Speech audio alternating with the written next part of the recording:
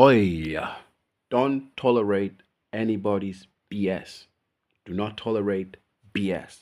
If you're gonna be part of my gang, bro, that's actually rule number. No, rule number one is steal, but don't get caught. Rule number two is do not tolerate any BS. By the way, that rule number one is not only for this gang; it should be a rule in your life. Steal, but don't get caught. Some people, when I say that, they think I'm joking. I am not joking. Everybody else has stolen everything from you, and you're the idiot standing there trying to be nice while everyone else is pickpocketing each other. You, right? As Andrew Tate, as Andrew Tate says, I'm quoting Andrew Tate like he is Confucius. Andrew Tate is not somebody I looked up to, but I sometimes cling on to people's words. It could be Hitler saying it. I'll grab onto that word.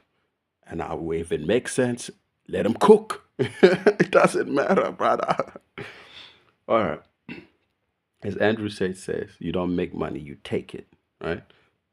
Go steal, rule number one. But rule number two is important, and that's what we're talking about today, is do not tolerate anybody's BS.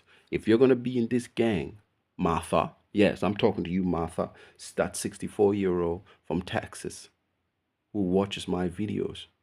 You are part of the gang, right? You're going to be jumped in, and you're going to ride with us till the end. And if you are going to ride with us till the end, rule number two is very important. Do not tolerate nobody's bullshit whatsoever.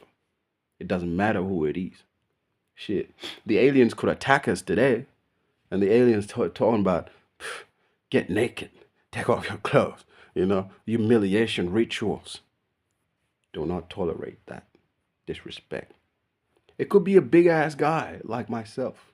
I am a giant, 10 foot 10, and I come to you, and you are Goliath. Give me your lunch money now. Don't tolerate that. Go down fighting, bro. Just scrap with them. You could be as little like a 5'7". Just scrap with these giant cars. Scrap with it. Scrap with them. Shit, I even got involved in a fight once. There was this tall, lanky Aussie white kid, right? He's trying to fight everybody at the club. There's like 8 people, bro. I'm trying to plead with the homie boy, brother. It's probably not good. The security with me are trying to plead with him, brother, bro. It's not good, like to fight with alcohol in your system, and it's a late night. Come on, bro. Let's just leave it, brother. Let's just leave it, please, please.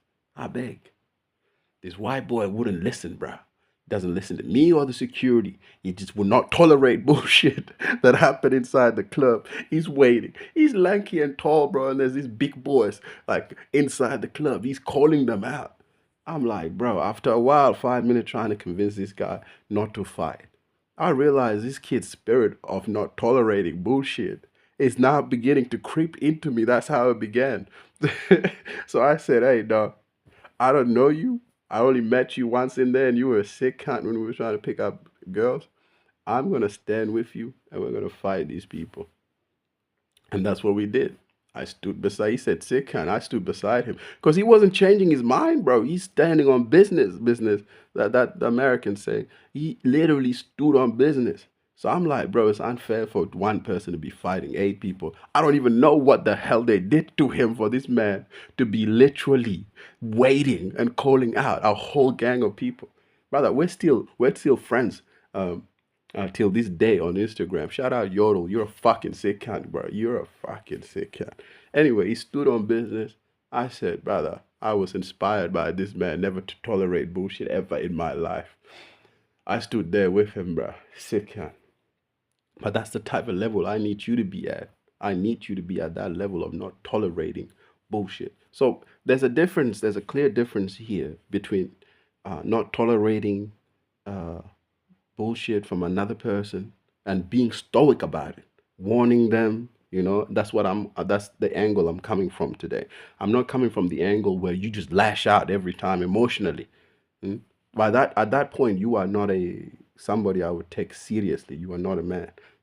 You have to be stoic about it. There's a way to be stoic about it and not tolerating bullshit. And that's what I want to discuss. So what is that way? I call it the chances. Some people they don't have three chances. They don't even have two. Some people only have one chances. So I feel like, hey, I'm more kinder than them. And you should be more kinder than just one chance or two chance. I think three is okay. So here's my way of not tolerating bullshit, right? Somebody does you wrong one time, you go, cuz, not that you, I don't know if you noticed, but I noticed that you did this. I want you to stop, okay? I don't want to like talk about it again. They do it the second time, you go, cuz, remember when I brought that thing up, bro? Not to do it? Yeah. Well, if you do it again, we're gonna have a problem, bro. Literally, we're gonna have a problem. Like the first time was just a warning. The second time, there is no warning. If you do it a third time, that's it. They do it a third time, there is no conversation. That's why I call it the three rule step. One is you notice, don't make a big deal out of it. Just hope they don't do it a second time. They do it a second time, you go, Kazi, you see, I feel like now you're disrespecting me, you know. Let's get to it. What do you want to do? At the second stage, there must be some action.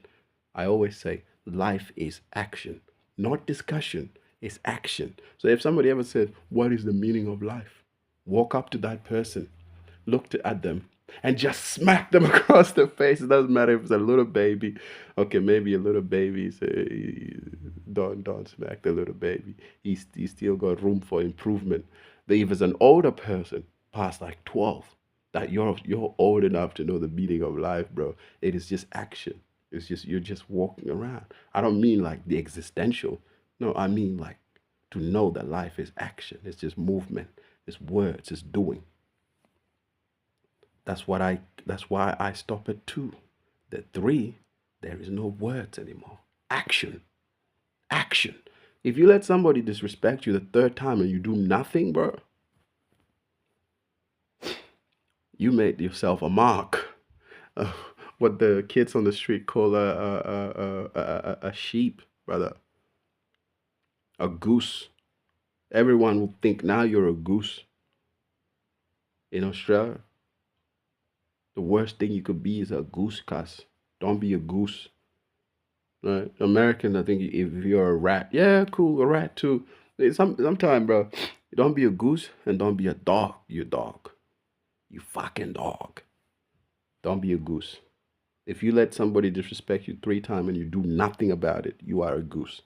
Hands over my heart. Okay? Do not tolerate bullshit. Now, I hope you have a nice day at bingo class, Martha. I hope you have a beautiful day with that grandchild of yours. How is he doing now? How old is he? Wonderful, wonderful. I am so happy to hear that. I am so happy to hear that.